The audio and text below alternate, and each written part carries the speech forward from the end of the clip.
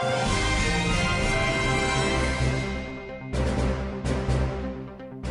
and welcome to another edition of RADTV UK. Tonight we've got the man who took on the BBC and sort of won in the 9/11 court case that's been buzzing around on the internet for the last day or two. We've got an interview with him. Tony Rook's his name. And then we've got Clive Menzies of the Free University course. That came out of the Occupy movement, and he's going to explain to us how that works and indeed tell us a little bit about the whole Free University movement and what's happened to the Occupy movement. Clive's also going to tell us about his views on the financial system the day that Britain lost its AAA rating. Then we're going to be talking to Fran, who's been researching this terrible story from the west coast of America, which we touched on in the last programme. It does appear that Phillip was the victim of a professional hit squad and was not a suicide, as some of the local people claim, the local officials claimed, but not any of his friends or relatives or neighbours. Then we're going to have Roy Hunter, who's going to be catching up with the 10 years after the invasion of Iraq TV coverage, which has not been very truthful, accurate or balanced, it appears. Finally, we've got Jimmy Walter, the American philanthropist, who first blew the whistle on 9/11, and he's going to tell us about his experiences in dealing with the American media, and it's not a happy story.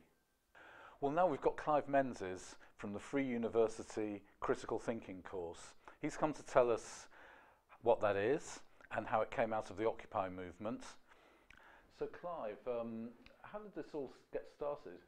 Well, I've been looking at various issues over the years, and I went along to Occupy on October the 15th, 2011, mainly out of curiosity to see what the police would do, but also to talk to people about the banking and monetary system, because I've done a lot of work on what the structural problems are in our economic system. And it really grew from that. I was giving workshops, and then there was the idea to set up a free university, and I offered to do a course on critical thinking, because much of the work I've been doing has been trying to understand the reality of what's going on as opposed to what we're reading in the media, which is often a distortion of the truth, and very much information is given to us in silos and it's never connected together. So one of the things that we're trying to do is join the dots to try and create a picture. I've noticed in the media, one of the things they hate most is when people make connections across different issues, or what they call different issues. It seems to be like one law for the poor, another for the rich, one law for Iraq, another law for Syria. Well, I think that's symptomatic of the media and the way we conduct politics. Everything is done in silos, in sound bites. And it's designed, whether it's preconceived, I wouldn't like to say, but certainly the effect is that one is never putting together the story and actually making a narrative that makes sense. So if you take any particular issue in isolation, it's made sense in the context of what's portrayed, but if you look at it in the context of the wider theatre, particularly with regard to war, for example, the story looks very different. So, for example, we've got ex-Libyan Al-Qaeda fighters moving into Syria to fuel the civil war there, and now they're moving into Mali. But this is never they're bad in Iraq, good in Libya, good in Syria, bad in Mali, but it's the same, roughly the same organisation. Funded by the same people. Funded by the same people. Us. Wonderful, isn't it? And how's the Free University developing around the country? Well, the Free University in London, which is where the critical thinking course grew out of, started off with a number of courses. It was also through collaboration with a number of academic institutions or academics from around the country. And there's quite a vibrant movement. For example, there's the School for Social Sciences in Nottingham. I think it's Nottingham or Lincoln, I can never remember. But they're all over the place, Liverpool, Glasgow, Bristol. And there's an outreach initiative in Oxford being run by postgraduates who are former Occupy people or have been involved in Occupy. So it's quite a vibrant movement. Occupy was really the best thing that's happened in quite a long time. Well, I think it's fair to say I'd been researching the banking system, wars, climate change, all the various hot topics for many years. And I'd virtually come to the conclusion that there was no hope. The system was structured in such a way that we could never get out of it because there would never be sufficient power to bring it down or change it. And what Occupy has demonstrated globally is that potentially there is the power to do it if we can get enough people to focus behind few enough messages. The problem is everything is disparate at the moment. Yeah, that's right. So we need to focus on, and that's what critical thinking is trying to do, is trying to identify the structural flaws to provide a common cause to address. Well, we get a lot of people who come to us saying, I've had a great idea, if only just everybody would do it. And of course that's the thing that's not going to happen. The idea is great if everybody would have done it, but they're not going to, and that's what Occupy showed us, I think, didn't it? How you can all get behind something if it happens with a certain momentum. Okay, well now I'd like to get on to the financial situation. Britain lost its AAA rating. Oh dear, that's a big issue in the media, the mainstream media. Nobody quite knows what it means, what conclusions to draw from it, if we should be worried. The government say we shouldn't be worried, although they did say we should be worried. So I don't know where, I'm not asking you for a technical explanation of banking, Clive, but you've been looking into this issue about money, and as I understand it, perhaps you could correct me if I'm wrong, we don't have enough of it. When you have a depression, the economy doesn't have enough money to keep it all oiled, and some people say that you should print money and then other people say, well, if you do that, you'll have inflation. Can you enlighten us on these sort of issues? Well, I have quite a radical view because I actually don't think there's a solution within the current economic paradigm. There is simply no way out. We have spiraling debt and we have no growth.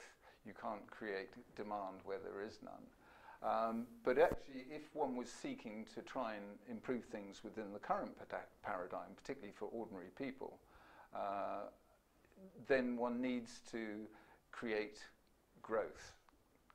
I have reservations about creating both growth, but basically that's what our system relies on. It demands growth. And you can't get growth unless you stimulate the economy. Now, the idea of quantitative easing, or whatever you like to call it, printing money it's been called, is that if you actually increase the money supply, that it will stimulate economic activity.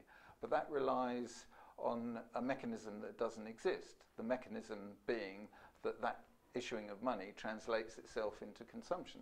But what happens is that money is being piled into the banks, and it's not going beyond the banks. It's like pushing on a piece of string. So you can push as much money on the end, but it's not getting out the other side because it's getting into the bank's balance sheets. Well, we had Ellen Brown from the Public Banking Institute in America gave a talk to the Crimes of the 1% conference last year, and she seems to me to be a very articulate and very effective person. She said, forget about Washington, we're never going to overthrow them, and until we do, let's forget about Washington. Let's just set up other banking and credit creating initiatives, and I think that's what she's calling public banking, which they have in North Dakota. And she's now saying, she's done a bit of research, they've got a big conference coming up in America in June, which they'd like us to help them publicise. But what she's done a lot of research, she does her work, she's an attorney, and what she's found is that the original guy, Professor Richard Werner, I think his name is, who came up with the idea of quantitative easing, he's saying that they've got it all wrong. Yeah, just as an aside on Ellen Brown, if anybody wants to understand the way the money system works, her book Web of Debt is essential reading. Web of Debt? Yeah, it's well worth understanding the way money works, and that's one of the best explanations. In terms of Japan, as you know, went through phenomenal growth up to 1989, and as referenced by the stock exchange, that was the peak, the stock market, that's when it peaked. They've been fighting a losing battle trying to stimulate their economy ever since. And Professor Werner's idea was to stimulate the economy precisely by quantitative easing, and he coined the phrase, with the idea being that the money that was issued would end up in the hands of consumers and stimulate recovery, and therefore you'd be back to the races, as it were. But the Bank of Japan took the term, but they didn't take his advice, and they've been doing exactly what has been happening over here, that the money ended up in the hands of the bankers and the corporations rather than in the hands of consumers. And so naturally there's no activity that's been stimulated as a result. There's a sort of upper loop and a lower loop, and we need the money in the lower loop, but the corporations are hoovering it out of the lower loop at the best of times, and now the quantitative easing is putting it up into the upper loop as well. Yeah, another way of looking at it is that the real economy consists of you and I going out and buying things, working, producing things. That's the real economy. And the idea of quantitative easing is that you feed money into that to stimulate activity and accelerate activity, particularly in a period of slow growth. Where this money is going is into asset prices. And we saw exactly the same in the run-up to the peak of the Japanese market, that property prices, stock prices, everything goes through the roof because the money has to find a home. It goes to the banks and it ends up in assets, it ends up in subprime mortgages, it ends up in all sorts of strange and wonderful securities. But these are the things that are the most toxic. Yeah. So it's and then you get a crash. Put into the casino, for yeah. want of a better way. And the London housing market this is another story. Exactly. But at the moment we're seeing this massive housing boom in London, and people just can't afford to work here anymore. People on substantial salaries are having to draw on housing benefit because money is arriving from somewhere, not from us, into the London housing market. Thanks very much, Clive. Pleasure. It's been very interesting. Well, it made the Daily Mail online. It made the local paper in Brighton. It's been buzzing around the internet. Tens of thousands of people must have read about it. Over 100 people turned up at Horsham Magistrates Court when Tony Rook, filmmaker and 9/11 skeptic, was refusing to pay his TV licence, protesting against the BBC's coverage of the 9/11 attacks. Went to court, they asked me if I was guilty. I said no, I'm not guilty of having an appropriate licence because the licence isn't appropriate because I'll be funding terrorism, because I know the BBC's covered up the true events of the day. And eventually we arrive here today, and the result has been, I have to say, a fair judge in my opinion, that I have not been convicted. I have no fine. Court costs £200, which you guys have very generously donated to. And I have to behave myself and get a TV licence, of course, which I'll be running down the post office tomorrow to buy. But hopefully we've set a little precedent here where it might encourage people to go and do the same thing. It was a huge success for the 9/11 truth movement because for once they weren't called conspiracy theorists. They were just ordinary people. Conspiracy theorist is code, in case you don't know, to other journalists not to cover a story. Tony was saying he was focusing attention, along with architects and engineers for 9/11 Truth, on the collapse of the third building in New York on the day of the 9/11 attacks. We've all heard how 2 planes flew into 2 buildings and they collapsed. There's some doubt about that, by the way, but a third building collapsed right at the end of the day for no obvious reason. And it didn't just collapse, it collapsed symmetrically and at very rapid speed. And Tony has a very specific complaint about this, and that is that the BBC falsely said in their Conspiracy Files programmes that this building did not fall at free fall speed, that it fell slower than free fall speed. Now, to those of you who aren't scientifically adept, this might not sound too important, but if something falls at free fall speed, it means that it has no support whatsoever at any point. And if it falls symmetrically at free fall speed, it means that all the supports were removed at exactly the same time. And Tony and architects and engineers for 9/11 Truth are saying that that could only be caused by a controlled demolition. They've got various other reasons for thinking that. But their complaint against the BBC is that when it was admitted, and it has now been admitted by the American government, that that building fell at free fall speed, the BBC never corrected the mistake they'd made in their Conspiracy Files programmes.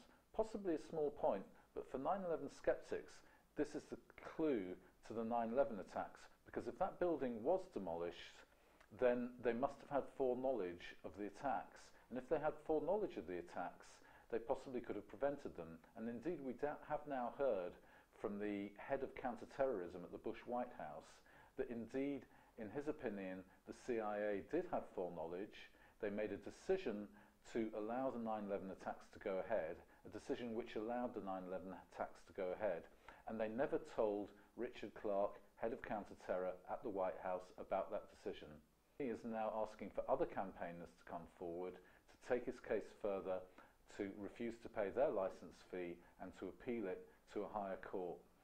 Also, if anybody out there doesn't mind being bankrupt or has zero assets, there's plenty of scope for taking court action against the BBC, either through a civil action or through a judicial review. Just contact us, contact Tony. You can find his details on the internet. You can find Accountable Democracy's details on the internet. There is a UK organisation which has been particularly active, Reinvestigate 9/11. Some of us have been involved in that campaign as well. Reinvestigate 9/11 says that there should be a full, independent investigation of the 9/11 attacks, possibly under the auspices of the UN, and there are indeed people in the UN who are active on this. There's an Italian judge, Judge Impossimato, who's taking this to the International Criminal Court. There have been calls for an investigation independent of the American government in the UN. Many people say that you could not have an independent investigation of 9/11 in the US or the UK or any of the NATO countries, and we'll hear a bit more about that from Jimmy Walter, who's coming on later. Well, now we've got a very sinister story. Phillip Marshall appeared on Coast to Coast, one of the most popular US radio stations, to denounce his ex-employers at the CIA and to denounce what he called the secret American government, who he believed carried out 9/11, not Al-Qaeda, but the secret American government. And he was a man who should have known. He was an ex-CIA officer. He was himself almost certainly involved in some very illegal activities in the 1980s. But now he's blowing the whistle, or he was blowing the whistle. And that was until he was found dead, his 2 children were found dead, and his dog was found dead in their Santa Barbara house just a couple of weeks ago. We mentioned this on our previous programme, and things are looking worse and worse. We were suspicious then, we're even more suspicious now. Fran's been looking into this. So Fran, tell us what happened and what the official story is. Well, the official story says that he must have killed his own children and his dog and then turned the gun on himself. But there's a lot of unanswered questions over this. Okay, so we've got the how he could possibly have done all that with just 1 bullet for each. Yes, each person had 1 single bullet wound to the head. Which is exactly what professional assassins do. Exactly. And there's a toxicology report which won't be released for another 3 weeks to see if there's any drugs in the bloodstream of the children and the dog, because it's a bit strange that how come they were such clean shots? It looked such a professional hit job because every single shot was clean and straight to the head. Okay. So it looks like there was absolutely no chaos going on. Do we have any evidence that he might have been suicidal? Absolutely none whatsoever. He'd been producing books about 9/11. He had a book called The Big Bamboozle, 9/11 and the War on Terror, which he promoted on Coast to Coast. Yes, and millions and millions of Americans would have heard that. Yes, and he'd been doing extensive research for 10 years or more on 9/11, and he had extensive knowledge over what would be called black ops or psyops, and possibly even inside information as an ex-CIA agent. Yes, definitely. And what's strange is that the neighbours say that they didn't hear any screams and they didn't hear any shots. That's right. So the official story was that they were so far away from him that of course they wouldn't hear the shots. But that's not what Wayne Madsden found. That's right. Wayne Madsden went to go and investigate. He's a well-known American investigator, a very honest guy, although he doesn't always get it right like any investigator. Well, he went down there to ask the neighbours and people in the town. It's called Calaveras, it's quite a small town, what they thought of the shooting of Phillip Marshall, and almost all of them were suspicious. They think that he was definitely murdered, and he found that the neighbours' houses were close enough that they should have heard shots being fired. So the question is, how come these shots were fired but the neighbours didn't hear anything? They didn't hear any screaming, they didn't hear the shots. So was there a silencer involved, and if so, where's this silencer? It's not. It wasn't found in the house. And then there was another issue about the left hand and the right hand. The official story said that he was found with a gun in his left hand. That's right, yes, but apparently he's right-handed. Well, there seems to be a lot of evidence that says that he is actually right-handed. There's pictures of him signing books and things like that. So he's holding the pen in his right hand. He's signing a book with his right hand, yes. But according to the official story, when he decides to commit suicide and kill his dog and his children, he decides to blow his brains out with his left hand. Exactly. Well, I'm delighted to tell you that I've got here in the studio with me this evening the American philanthropist Jimmy Walter. Jimmy was involved in charity work for many years, running up to 9/11, and he was a respectable and respected member of the American community. He did good work on getting people back to work. But then 9/11 happened, and Jimmy took the view, as did many people in America, but not so many people with power or money, that there was something dodgy about the official story of the 9/11 attacks. So Jimmy, do you want to take up the story from there? Sure. I do have to correct something you said a little earlier in the show. I was not the initiator of the 9/11 movements by any stretch of the imagination. I was, in fact, a little bit of a Johnny-come-lately. But I was the first person to put any significant money behind the movements, and I had shows in the United States and throughout Europe, and appeared in shows in Japan and Malaysia. The media, of course, was very reluctant. I hired media consultants, and we had to be very careful how we phrased things to get even paid advertisements in the media. So they would censor the advertisements, not just the content, but they'd censor the advertisements. The LA Times refused to run the ad that the New York Times ran. So the New York Times ran an ad for you, they were the liberal ones, and then over in LA they wouldn't even run the ad that the New York Times would run. They had taken my money. Apparently some guy in editorial saw it before it ran and pulled the ad. And then they didn't want to give me my money back either right away, but I finally got my money back. So you even had to fight to get your money back for the ad that they never printed. That was the procedure of the LA Times. They didn't single me out, but they did cancel the ad after they'd accepted it and taken the money. In fact, if you do spend a lot of money on advertising in the mainstream media, you almost always get good coverage. And conversely, when they attack a corporation, you can quite often see that that corporation has not been advertising in the newspaper that attacks it. But anyway, so Jimmy should have expected to get a little bit of editorial by the way they play the rules. But in fact, what happened, Jimmy, was that things went horribly wrong for you. Well, the biggest example, of course, was Penn and Teller, and also not anywhere near as bad, but similar, was with Geraldo. Now, Geraldo is a guy who's very well known in America as the bravest investigative journalist in the whole of the American mainstream. He broke the Magruder tapes on the JFK assassination, which is why when I got on the show, I thought, oh my God, he's going to do the same for me. But instead, he acted like I was an idiot, wouldn't show the film of Building 7 coming down, and gave me about 30 seconds, and then the tolerance of the trade flushed me. Right, so that's Building 7, which we mentioned in an earlier part of this program, the building that collapsed at free fall speed and symmetrically. And if anybody's seen that footage, they will never really be able to believe the official 9/11 story again. So it's very, very important. And they wouldn't show 10 seconds of footage. No, it was the same as when Stephen Jones was on the other show on CNN or what, and that guy, Tate, or whatever his name is, refused to show the footage as well. They go into personal attacks against you rather than considering the evidence. And that wasn't all. It wasn't just the media it's damaging you. There was even suggestions of physical threats.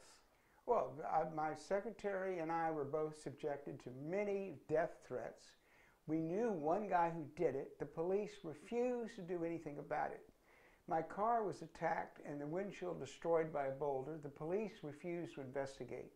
I was attacked physically on the street while protesting. The police refused to come to investigate.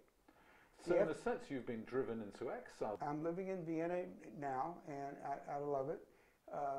But, you know, it's a political statement, and it's being ahead of the curve. I see where I think the United States is going, and I've been proven right so far, as they've been building these concentration camps and the laws. And they have been. That's another story, viewers, but it sounds extraordinary. I didn't believe it either when I first heard it. But there are potential concentration camps in America now. Well, they're not potential. They exist. Yeah. There's nobody in them yet, but Yeah. they exist, and they have the right to put you there. And of course... In fact, there was people in the United States Congress who said that anybody who has a 9/11 conspiracy theory is supporting terrorism. So there we go. Well, that gives them the right to arrest me. 10% of Americans liable to go to concentration camps. Probably a lot more than 10%, 30%. 60% don't believe the official story. 40% believe the government was involved or let it happen on purpose. Well, there's been another grim anniversary, the 10th anniversary of the invasion of Iraq, and you wouldn't think that something that so many people now recognise as a disaster, that so many lawyers now recognise as a war crime, you wouldn't think that even the BBC would manage to somehow launder the official story into almost a success story. But on Newsnight last night, we had the same old tired arguments brought up, the same old illegalities diminished and relativised. Roy, you were listening to this. Yeah, I had a look at the programme, and it was quite slickly put together, and you know, they had a vast audience of people with different opinions, and in the studio. Yeah. And so on the surface, it looked like a good debate, but as you say, you know, the BBC have this method, don't they, of just managing to turn things around and just subtly shifting them along. So Nafeez Ahmed, who was one of the audience and spoke for a little while in the studio last night, he's the executive director of the Institute for Policy Research and Development, and he's written quite a few books on the security situation. He's an opponent of the Iraq War. He's an opponent of the Iraq War, and he's an opponent of the official position as well. By this morning, he already had a 3-page blog. But basically, he's taken the programme apart, and he's had a look at how the BBC have altered spun the story. Yeah, indeed. I mean, the first myth he outlines is that the sectarian violence, which is now part and parcel of the civil war, which is basically going on in Iraq. The BBC, Kirsty Walk, kind of intimated that the sectarian violence was always there, and it was Saddam, big strong Saddam, who kept a lid on all this and prevented that from happening. But it's just not the case. It's not the case. It never was the case, really. So the civil war in Iraq cannot be blamed on the Iraqis. Nafeez Ahmed's saying it's to be blamed on the invaders. Well, it is colonial divide and rule, isn't it? Divide and rule. Divide and rule. Set the Sunnis against the Shias, and you can just sit back and let them do all the work, can't you? We don't have to have too many boots on the ground that way. Kirsty Walk again said that in the lead up to the war, that 54% of the British public were agreeing with the war. And that's just flat out not true. No, well, it's not flat out not true. The BBC doesn't do flat out not true, because that's too easy to catch them on. So again, it's the truth that's spun. So, and the figures are, there was an ICM poll done in February, and then 29% of the British public were for the war. Before the war? Yeah, Before the war, yeah, this is on the lead up to the war. Only 29% were in support of an invasion of Iraq. Yeah. But that was in the February. Towards the mid-March, that had gone up to 38%. So February it was 29%, mid-March it was 38%, and then sort of a week after the war had started, that's when the 54% of British public were for the war. And I spoke to a pollster at that point, and I said, how can you explain this shift in opinion? And he said, when the country's at war, people will always, there's a proportion of people who will always support the government because they feel they're being disloyal. I'd like to just have a look at, there was a 5-minute interview with Tony Blair, because it was wonderful from my point of view, because the man was very uncomfortable. He was very uncomfortable. He was on the defensive straight away.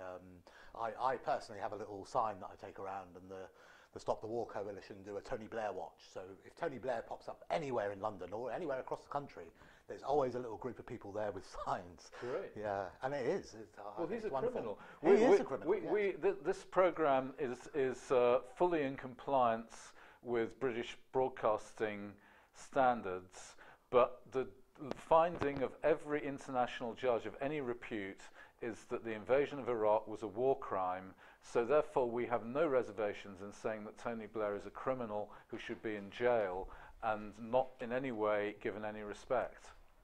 Yeah, so as I say, he was very uncomfortable, which made me very glad, very defensive straight away. But he said a couple of interesting things, really.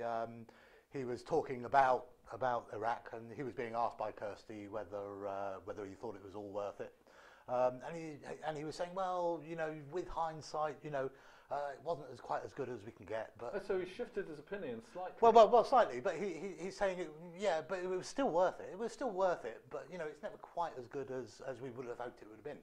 And then he went on to say that, you know, Saddam Hussein was 20 times as bad as Assad is now.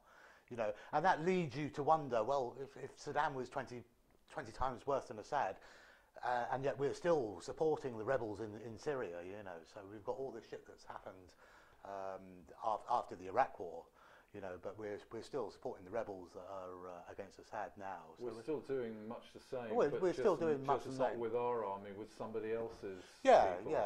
And we are now. We are arming the rebels. You know, we might not be sending them guns directly, but you know, we're facilitating them getting the arms. They are admitting this, aren't they? If you read very carefully, if you read the papers. Yeah, and we are within a few weeks. We're going to be there. We're going to be actually directly sending arms to the Syrian rebels.